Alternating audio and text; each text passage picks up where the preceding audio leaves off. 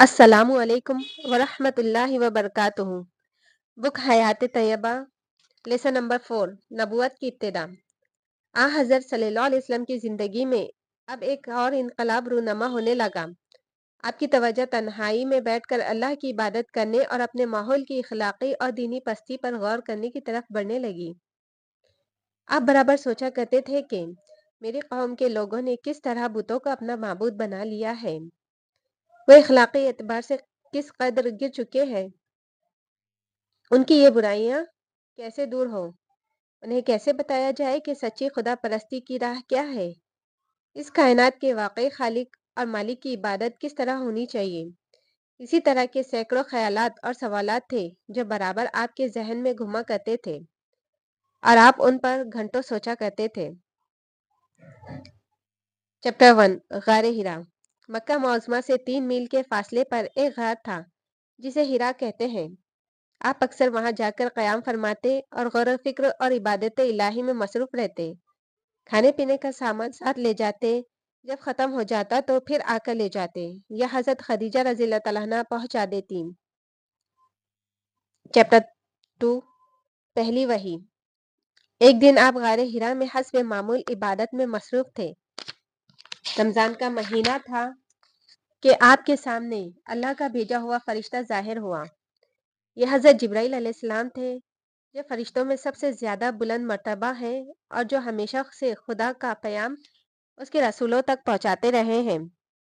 हज़रत जिब्राईल अलैहिस्सलाम ने नमूदार होकर हज़रत सल्लल्लाहु अलैहि वसल्लम से कहा, पढ़। आपने फरमाया, मैं पढ़ा हुआ नहीं हूँ। ये सुनकर हज़रत जिब्राईल अलैहिस्सलाम ने हज़रत सल्लल्लाहु अलैहि वसल्लम को पकड़कर इतना खींचा कि आप थक गए। फिर हज़रत सल्लल्लाहु अलैहि वसल्लम को छोड़ दिया और कहा, पढ़। आपने फिर वही जवाब दिया और उन्होंने फिर हज़रत सल्लल्लाहु अलैहि वसल्लम को पकड़कर भेजा और छोड़कर कहा, पढ़। आपने फरमाया, मैं बड़ा हुआ नहीं हूँ। अब हज़रत जिब्राईल ने तीसरी बार वही किया और छोड़कर कहा, इक़रा बिस्मि रब्बिकल लज़ी खलक़ खलक़ल इंसाना मिन अलक़ इक़रा व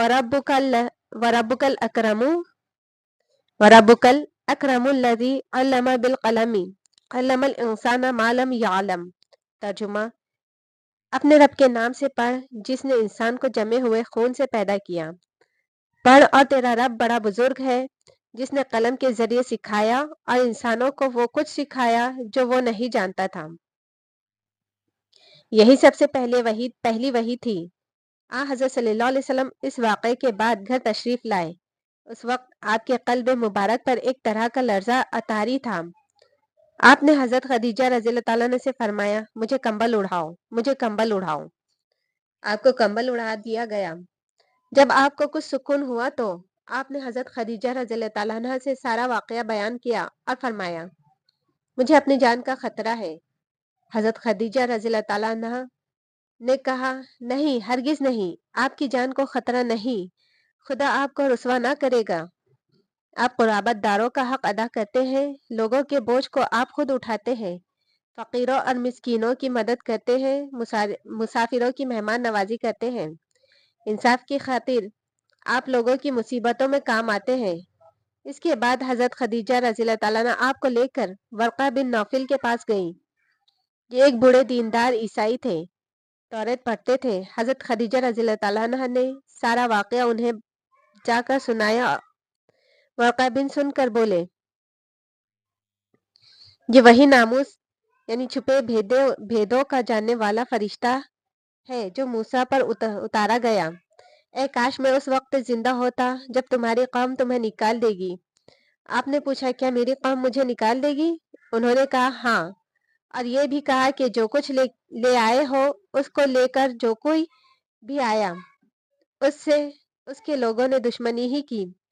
अगर मैं उस वक्त तक जिंदा रहा तो तुम्हारी मदद करूंगा। उसके थोड़े ही दिनों बाद वर्क़ा का इंतकाल हो गया।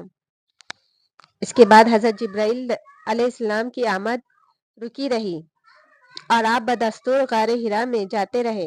यह अरसा कम से कम 6 माह का रहा। इस दरमियानी वक्फे से ये फ़ायदा हुआ कि आपके क़ल्ब पर जो फौरी असरात बतक़ाज़ाए बशरियत पैदा हुए थे वह दूर हो गए और आपका क़ल्ब मुबारक अब फिर नुज़ूल वही का मुश्ताक हो गया। یہاں تک کہ جب یہ عرصہ کچھ دراز ہوا تو آپ کے سکون اور اطمینان کے لیے کبھی کبھی حضرت جبرائیل علیہ السلام تشریف لاتے رہے اور آپ کو اطمینان دلاتے رہے کہ یقیناً آپ کا انتخاب بحیثیت رسول ہو چکا ہے۔ آپ انتظار اور اطمینان فرمائے۔ پھر کچھ دنوں بعد حضرت جبرائیل در پہ آنے لگے۔